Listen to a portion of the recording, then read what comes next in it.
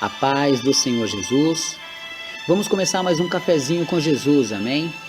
Hoje vamos iniciar o segundo áudio do estudo Aprendendo com as Curas de Jesus, amém? Pegue aí a sua Bíblia e abre ela juntamente comigo em Lucas 13:32. Lucas capítulo 13 e verso 32. Amém? Vamos aprender mais um pouquinho. Lucas capítulo 13, verso 32 vai falar sobre uma palavra importante que é o título, né?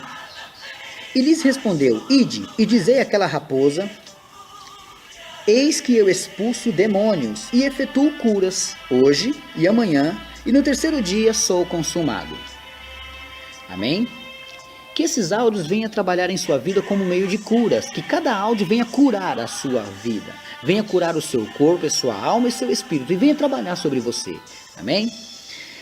Vamos lá para o nosso momento de cura de hoje, que vamos aprender um pouco. João capítulo 4, vamos lá, só ir Novo Testamento um pouquinho mais para frente, João capítulo 4, verso 43 a 54.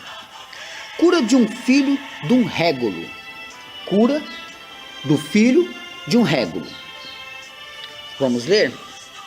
Diz assim: E 2 dias depois partiu dali e foi para a Galiléia, porque Jesus mesmo testificou que um profeta não tem honra na sua própria pátria. Chegando, pois, à Galiléia, os galileus o receberam, visto todas as coisas que fizeram em Jerusalém no dia da festa. Porque também eles tinham ido à festa.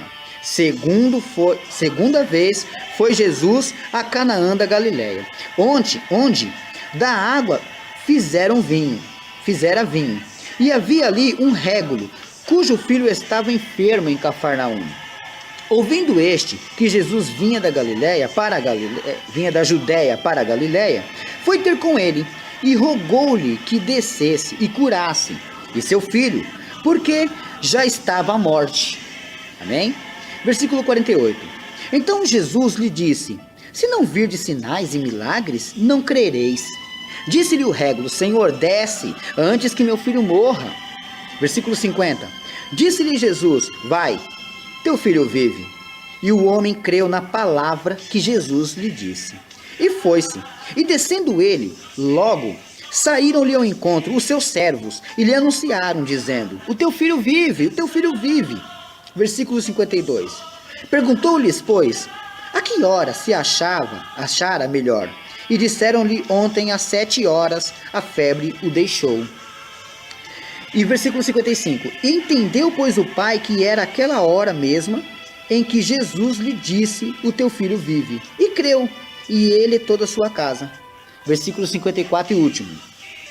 Jesus fez esse segundo milagre quando ia da Judéia para a Galiléia. Amém? O que vamos aprender aqui? Temos uma situação que está acontecendo aqui. Um filho de um régulo está doente, está com uma febre muito alta e está quase para morrer. Ele corre para Jesus e pede ajuda para Jesus. Amém? Até aí todo mundo pegou a história, não pegou? Compreendeu aí? Então vamos lá. Vamos pegar aqui e esmiuçar um pouco essa palavra. Amém? Bom, João capítulo 4, 43 a 54, está falando dessa cura que Jesus fez, mas ele deu outra lição em cima dessa cura. Vamos ver o que ele ensinou? O primeiro ato que eu quero comunicar aqui significa o seguinte: não ter honra na própria pátria. Verso 44. Ele abordou esse assunto e deixou claro, e isso foi escrito. Ele não tinha honra na própria pátria. Quer dizer que da onde ele era, não era bem aceito. Ninguém acreditava nele. Se ele quisesse fazer um milagre ali, não tinha como, porque eram incrédulos, eles não acreditavam. Ah, esse é o filho da Maria e do José, que mora ali, ó. Eu conheço ele, eu vi ele crescer. Não. Muitas das vezes isso acontece com você, acontece comigo. Às vezes não temos honra na própria pátria. A pessoa não confia na nossa palavra quando Deus nos usa. Ainda que você queira profetizar na vida dele, ainda que você queira fazer uma oração de cura para ele, a pessoa não dá honra para você. Então quem é que recebe as curas que Deus tem para você, que tem com você? Quem não te conhece ou quem está de fora? Às vezes é muito mais fácil o seu vizinho da esquerda e o da direita, em cidades, receber a sua bênção do que aqueles vizinhos que moram do lado da sua casa. Porque não crê. Porque é o que ele disse aqui, ó. Porque ele não tinha honra na sua própria pátria, na sua própria cidade, na sua própria congregação. Às vezes ninguém vai te dar essa honra. Acontece isso. Às vezes uma pessoa não vê um valor em cima de você, e milhares vão ver esse valor em cima de você em outra cidade, em outro lugar. Mas Jesus deixou isso bem claro para mostrar que nós temos que também aceitar as coisas como elas vêm e lutar com as coisas, porque eles vão ver essa diferença. Agora veja o ato 2, o encontro do régulo. Mas aí essa palavra régulo vai bater na nossa porta e muitas pessoas não vão saber o que é um régulo, né? Lógico, já fui lá no dicionário e trouxe a tradução do que é um régulo para você. Você vai tomar um cafezinho aqui saboroso, meu irmão. Você tem que saber o que significa as coisas. Vamos lá? Régulo é como se fosse um rei pequeno, de um pequeno território. É um rei de um pequeno território. Ou um chefe de pouca importância, sabe? Uma pessoa de pouca importância. Isso é o nome que se dá para um régulo. Bom, tá bom. No terceiro ato, nós vamos ver aqui que ele lhe pediu para curar seu filho, que estava quase morto. Ele, desesperado, foi atrás de Jesus para curar o seu filho que estava quase morto. Aí nós vamos para o quarto ato, que é onde Jesus falando sobre sinais e milagres, né? Maravilhas. Por que Jesus abordou isso no verso 48? Que se muitos não verem os sinais, não vão crer. Existem pessoas, irmãos, que só crê se vê sinais, se tocar na ferida de Cristo. Tá vendo? Quantas pessoas necessitam disso? Se você convidar uma pessoa que só prega a palavra, e essa pessoa quando prega só a palavra, é pouco para ele. Ele não quer viver só pela palavra, ele também quer ver sinais. Ah, mas é pecado? Não que seja pecado, mas bem-aventurado aqueles que não viram, mas creram. Amém? Aprende aí. Cuidado com o seu tipo de julgamento. Só creio naquele que faz sinais. Não pense assim. A mesma pessoa que põe a mão em você e ministra uma cura é a mesma também que aquela que chega e só fala. Deus está te curando. Acabou. Então Jesus deixa claro duas coisas importantes aqui. Primeiro, ele não tinha honra na sua própria pátria. Depois ele fala de pessoas que só crescem ver sinais. Agora ele vai fazer uma cura sem mostrar sinal. Ele não foi. Enquanto Jesus estava falando, no ato 5 vai acontecer o quê? Lá no verso 49 e o verso 50, veja que o homem, o régulo, ele apressa Jesus, ele tenta apressar Jesus para descer correndo para curar o seu filho, porque o seu filho vai morrer. Ele quer ver sinal, mas quer que Jesus vá na casa dele. Aí Jesus muda a história e mostra que não é só por sinal que a cura acontece, agora é também por palavra. Veja só, ele diz para ele: vai, o teu filho vive. E o homem creu na palavra sem sinal algum. Ele foi e creu. Vocês viram aí no texto que quando ele chegou lá, ele perguntou a que hora que o menino foi sarado. Ah, a febre baixou e ele ficou bom às 7 horas da noite. Às 7 horas. Tá bom. E aí ele fala: foi esse horário mesmo que Jesus disse que era para mim ir, que meu filho estava curado. Quer dizer, confirmou que só a palavra de Jesus Cristo bastava, não bastava a cura, não bastava Jesus ir lá e curar ele, colocar a mão nele, sacudir, mexer, sobe monte, desce monte, faz isso, aquilo e outro. Não, bastava apenas uma palavra. Então o que aprendemos? Aprendemos aqui que sem honra, a gente aprendeu aqui que a gente às vezes não tem honra na nossa própria pátria. É necessário também não debater, não discutir. Não vamos ter honra ali, mas vamos para uma pátria que somos bem recebidos. Como? Pregando a palavra de Deus para todo canto, em tudo quanto é lugar. Muitas pessoas em Israel buscavam Jesus pelo alimento e pelas curas, mas outros recebiam pela própria palavra. O que está em Mateus capítulo 4 e verso 4? Que nem só de pão viverá o homem, mas de toda palavra que sai da boca de Deus. Quer dizer, muitas curas também vêm pela palavra. Creias nos meus profetas e prosperareis. Quer dizer, tem que crer, tem que acreditar. E aí a palavra tem efeito na sua vida.